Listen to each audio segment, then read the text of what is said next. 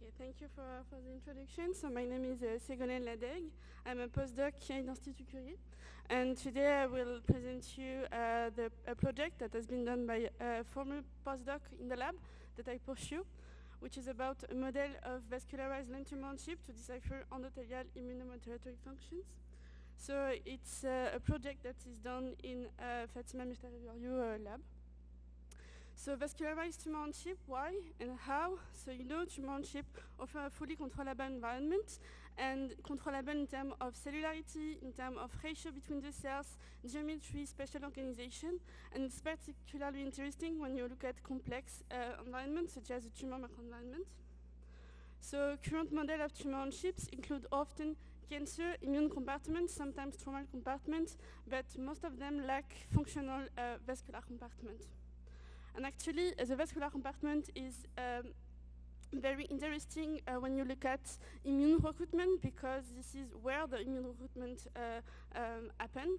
The endothelial cell is going to regulate this recruitment through different steps, because immune recruitment is a multi-step mechanism coming from the chemoattraction, then adhesion and transmigration of the immune cells in the tissue or in the tumor bed. So in this study, we choose to build a vascularized tumor on chip using the Geising needle technique. So we have one unique vessel with a specific diameter that is surrounded by a collagen matrix that can embed other cell type. So now, at the beginning, I'll talk to you about immunomodulatory function of the endothelium, but what's exactly the point? So in lung cancer, this is one of the cancer that can be treated by immunotherapy, but neither the tumor mutational burden, or the percentage of tumor cells expressing PD-L1 can be predictive for immune checkpoint response, such as anti-PD-1 or PD-L1. This means that there is other mechanisms that can take place potentially in the tumor microenvironment. Here you have a really nice scheme that's going to summarize different concepts that can lead to immune escape of the cancer. So either you don't have any antigen presentation, or you have actually immune cells inside the cancer bed, but you have specific mechanism of immunosuppression, such as chemokines and PD-L1. Also, what I want to highlight is that you can have also mechanism of immune exclusion by the stromal compartment, such as the vascular compartment, because there are many mechanisms that can happen on this vascular compartment. So I will present now the vascularized lung tumor chip model, beginning by how we microfabricate the chips, how we isolated endothelial cells from patients, and how the model has been characterized. And to end, I will show you results about immunomodulatory function on the endothelial cells. So for the step one, for the chip microfabrication, this is a collaboration with another team in Curie, the lab of Stéphanie Descroix. And so using soft lithography, we fabricate a PDMS chip that is then assembled on a glass cover slip. And this is the scheme of the chip, where you have the PDMS, then a central chamber that can welcome an hydrogel, here collagen, that can embed different cell types. Then the needle that will form the central channel where the endothelial cells can be seeded. You have also two lateral channels containing medium and sliding walls that can open or close the lateral chambers. So here you have a real view of the chip, where the scale is 1.5 centimeter.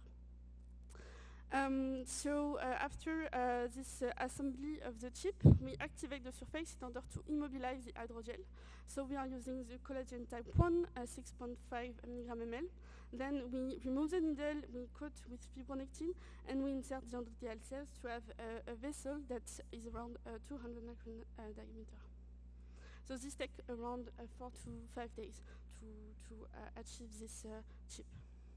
Then we wanted to have cells, endothelial cells, that are a clinically pertinent model.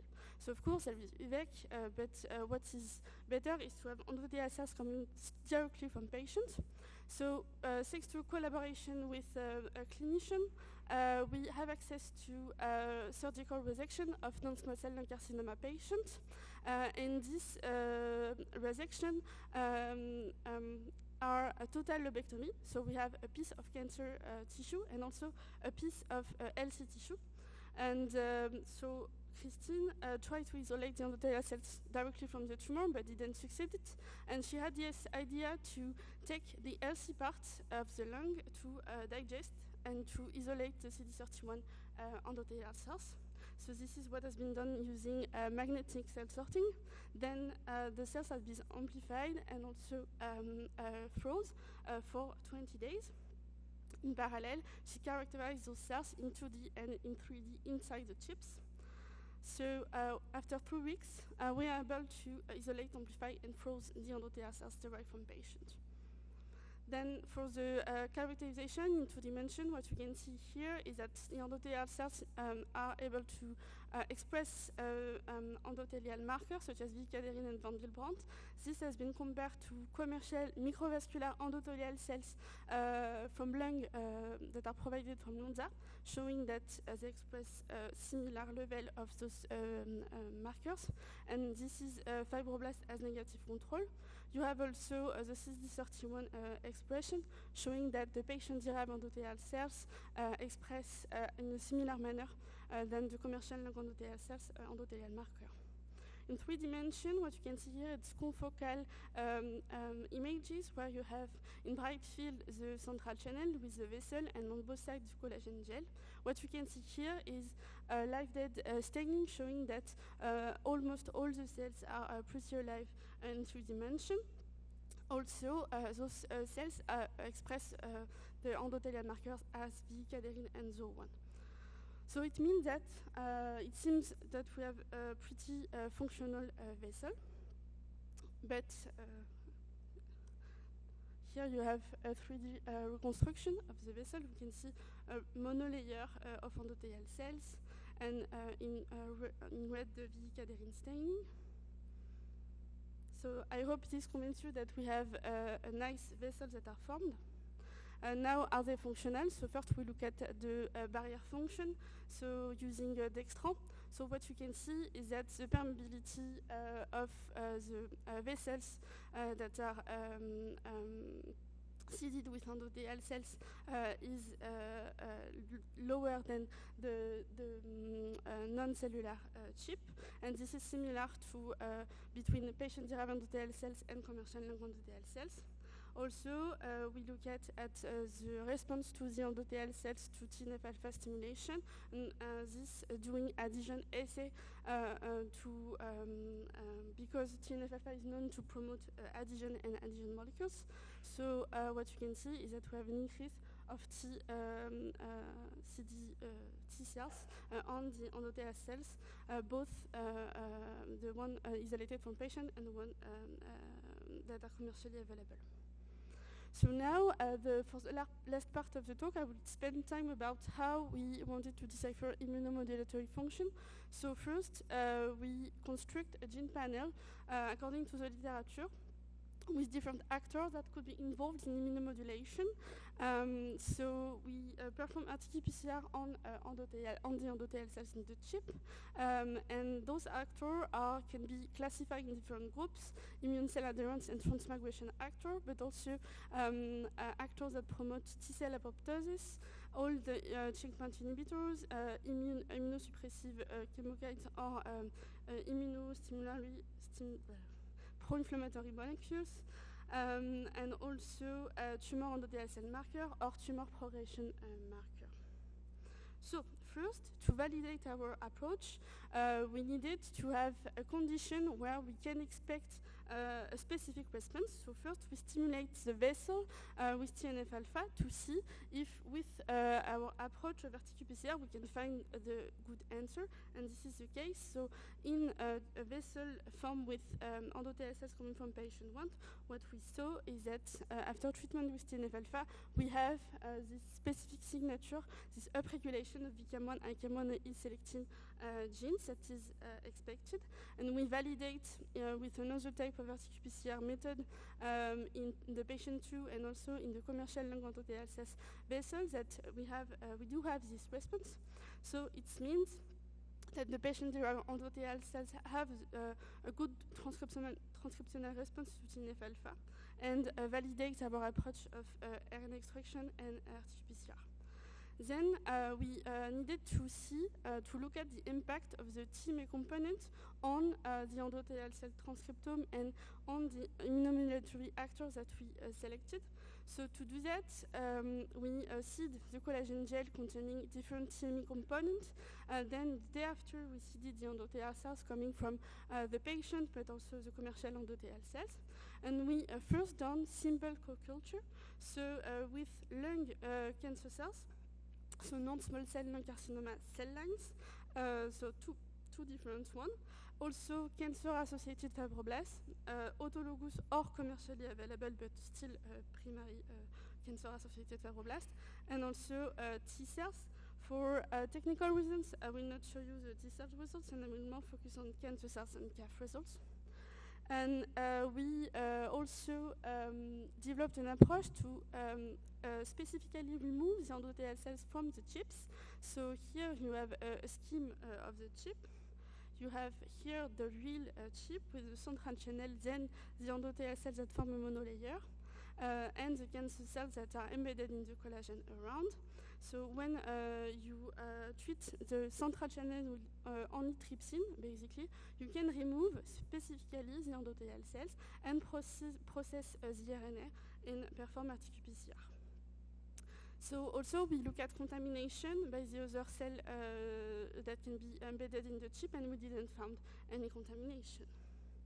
So here are the results that we can have. So this is the expression of all the genes that I presented before in the chips that has been co-cultured with either cancer cells or CAF with 3 different sources of endothelial cells. And first, I look at common features between the different endothelial sources and also common features between the different co-culture conditions in order to highlight a general mechanism of immunomodulation by the TME. So here it's a reminder of the different conditions. And what I saw is that the VCAM1 is down-expressed in all conditions. I also confirmed this downregulation by another type of RT-qPCR experiment.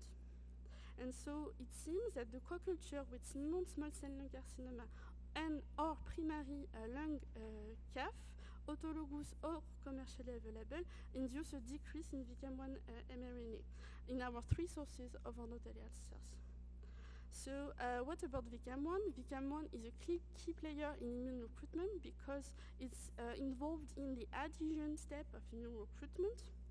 It has been shown a long time ago that VCAM1 can be decreased on endothelial cells with the presence of cancer cells in animal experiment. In preclinical experiment, it has been shown that VCAM density on the vasculature can predict the response to immunotherapy and can predict T-cell infiltration.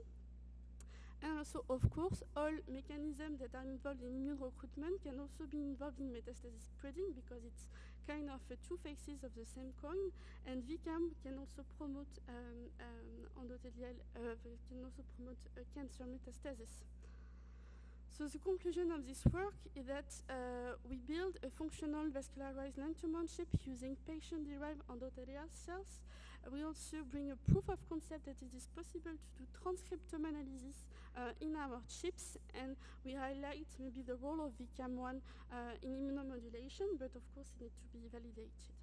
So to go further, to complexify the system and to have a better system to summarize TME, we want to implement flow in all experiments because this is not exactly what we were able to do, especially if we want to mimic immune recruitment.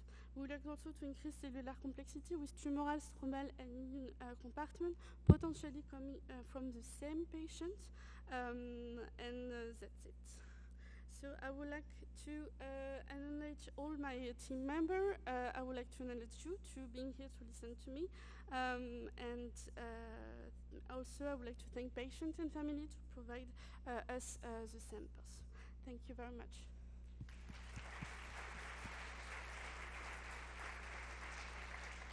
Thank you so much, Ségolène. Are there any questions? Oh, a few. Good. Hi, that was a really nice talk. I really enjoyed that. And slightly different than what you did.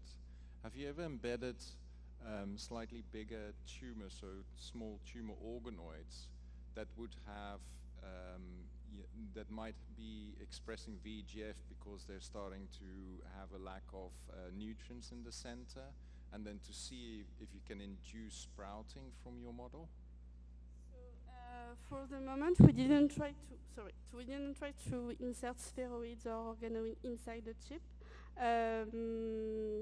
Also, we didn't see any sprouting because in the collagen density that we are using, we avoid this sprouting. It's too dense for the endothelial cell to sprout. And actually, we wanted to have a stable vessel because one of the projects is also to look at immune adhesion and immune extravasation. And if you have a single vessel, of course, it's easier also to do imaging on a very specific field. And that I answered to your question? Or okay. Sorry, I have problem to hear the question. So yeah, that was. I also very much enjoyed that talk, and I was wondering because I've read and also a little bit of experience myself that sometimes when you add tumor cells in your system, that then the endothelialization can be disrupted, or like already the endothelial vessel cannot form properly due to what the tumor cells are secreting. So have you noticed this yourself as well, and have you, for example, also tried to add tumor cells or later also the immune cells in your reservoirs after you have established the hydrogel, and do they like migrate into the hydrogel? So you first build kind of a healthy system and then you introduce your tumor cells. So to answer to the last question, we never try to put cells in the lateral reservoir.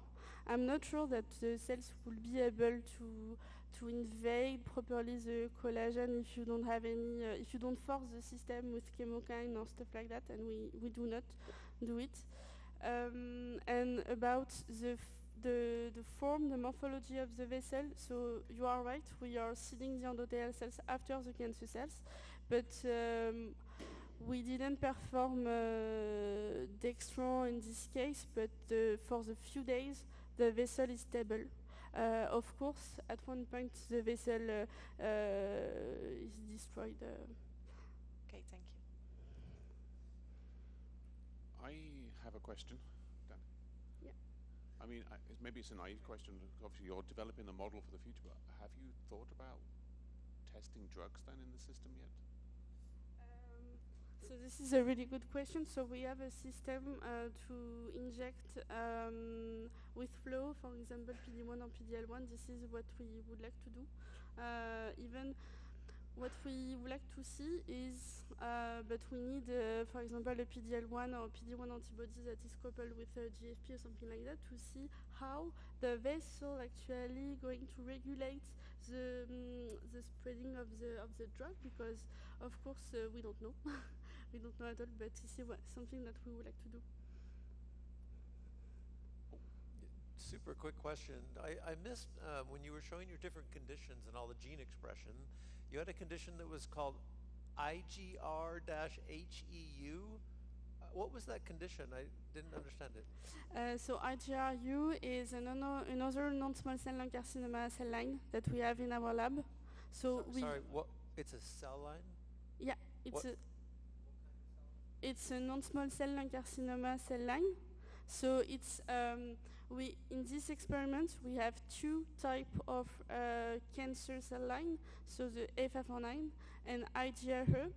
And actually, IGRE is a donation from a collaborator Why? Because we have a pair of T cells also that recognize specifically this cancer cell line.